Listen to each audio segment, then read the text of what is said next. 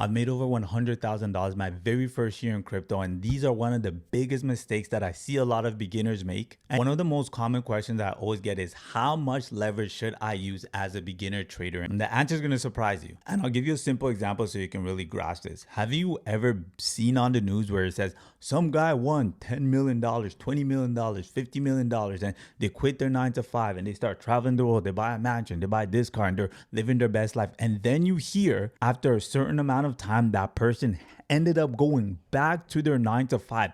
What in the world happened? Well, that's because just because that person got a buttload of money, it doesn't mean that they actually learned the fundamental principle of how to manage money and how to scale their money. And that's the exact same thing when it comes to leverage trading. Just because you have X amount of dollars, it doesn't mean you know how to trade and you know how to invest. Now, there is a right way of doing it.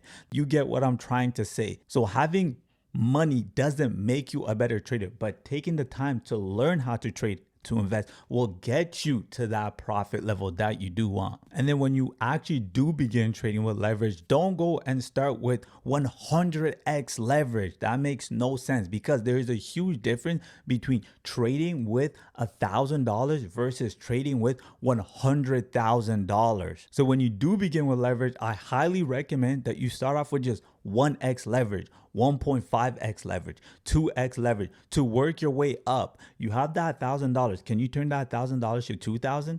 Can you turn that $1,000 to 4,000? Then to 8,000? Prove to yourself that you have the skills and capabilities to do it. Because if you jump too fast, then you're probably going to end up losing all your money. So the best way to start with leverage is just start off with a small amount, either 1x leverage, 1.5x leverage, and prove to yourself you can actually grow your capital before you start trading on extreme leverage.